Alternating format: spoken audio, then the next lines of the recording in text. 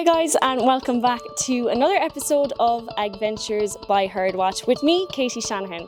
Today we've taken the trip across to the Peak District in the UK where we're going to meet a very special Herdwatch member.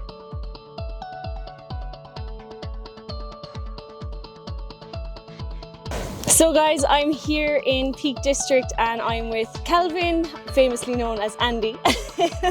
So thank you for having us to your farm. Thank you. Yeah, good to have you here. Good to hear the Irish accent. So, Kelvin, tell me a little bit about getting here farming. Because did you do it always, or what's your background? No, we're kind of new entrants by every stretch of the word, really. Yeah. No one in my family has ever farmed. No one in our respective families we're from Oldham, so real townies. Obviously, me and my wife both actors, and it was 2020, I think, when we saw this little farm. And at the time, we were actually moving to California, but with the pandemic, that couldn't happen. So we just wanted to move, and we'd lived in suburbia, really, town. We had a couple of kids. I was aware of farms, but I knew nothing about agriculture. I just saw a bit rose tinted, beautiful backdrop, nice aesthetics, and kind of didn't have any idea as to how food is produced, what the difference between an arable farm, livestock farm. I had absolutely no idea. And that was it. We saw this little place and decided to make it our home with no intention to farm it as such, just to, like I said, just to live that rural setting and live in the countryside, really. And then quite quickly I got a real I was intrigued for the industry. Drawn in. Yeah, obviously I was aware of what this 120 acre farm and what it had been over the last 100 years. I knew immediately what it was when we bought there. It was a livery yard and they had a few sheep on. But kind of going back to that, potatoes have been grown here, and there's been a dairy. He set up as a farmer's market once upon a time. So getting to grips with the history of the place kind of gave me ideas, and it was probably daunting in many ways, but yeah, I suppose I'm curious, just coming from, I was born into farming. I've done it my entire life. How did you learn it? How did you, develop skills that you're doing every single day now, coming from the background you did come from? I don't know, just winging it, really. Just like, yeah. Like us all, really, I suppose. Yeah. Loads of different methods. Obviously, all our neighbours are farmers, so we've had some great neighbours. Great out that first 6 to 12 months when we started with 10 sheep.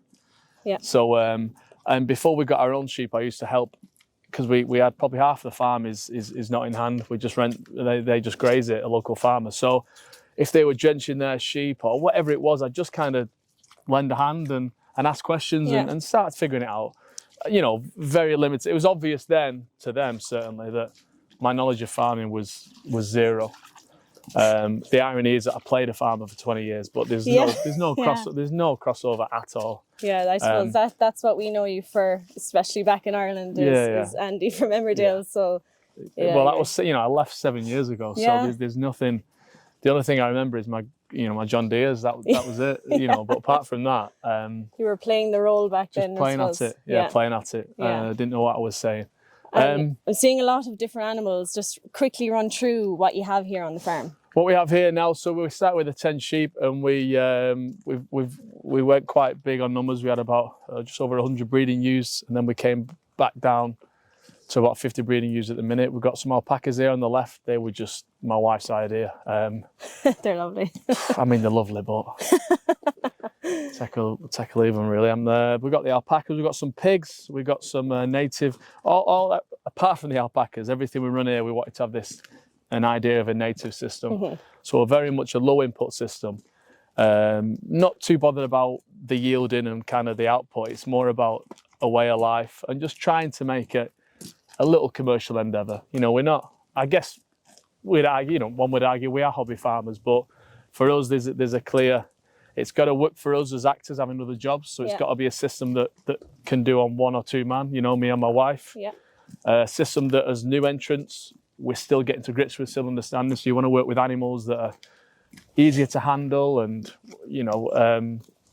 and have an output, whether that's just feeding yourselves or feeding the local community, or who knows where that output's going to be for us. But obviously, as 120 acres, we're never going to be a big commercial endeavour, but that's not the plan really. So, and we just love it. So yeah, we've got the alpacas here, we've got some sheep, we've got the pigs, we've got some horses on, a few chickens, and a few goats as well, really. So a bit of a mixed bag. No cattle just yet. That is one thing that we're really considering going forward. So I just, love to get a little beef herd going again. Yeah. Native. Big plans ahead. So big plans ahead. Yeah, probably. Good. A lot of farmers will be watching this thinking he hasn't got a clue, but 3 years in now. Do any of us really? Well, that's We're it. all just learning as we go. I wouldn't say I stopped asking farmers questions. I used to ask the same question. You ask one question, the same question to 10 different farmers, you get 10 different answers. Oh, yeah. It's always so in the end, it's kind of counterproductive, because you think what the farmer 1 says the opposite of farmer 10. Yeah. And you're just thinking, so over the years, I've just, it's only been 3 years. I've still got bags of enthusiasm, and I just love it. And like I say, it's low input, so it's not a big, Every farm, that's, I think in general, though, every farm is different and every farmer is different. So as long as you do what works for you and your lifestyle, I think you're going to do all right.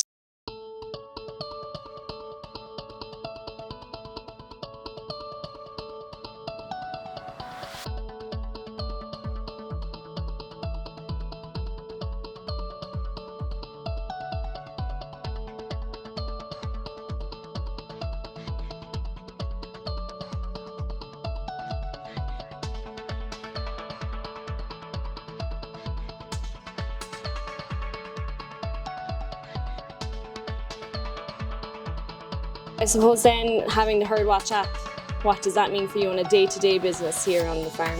You've got it all on your phone there, so like for instance, if there's a sheep that's lame, you bring it in, and even if you're just out in the field, you just turn it on its back. Catching it is probably the hardest bit, as everyone will find. But once you've got it caught, you just get it over and, whatever you're doing with it, and you can just obviously get straight onto your phone there and search that tag number. Or if you've got your one with you, you can just bring it straight up. There's so much detail you could put on there.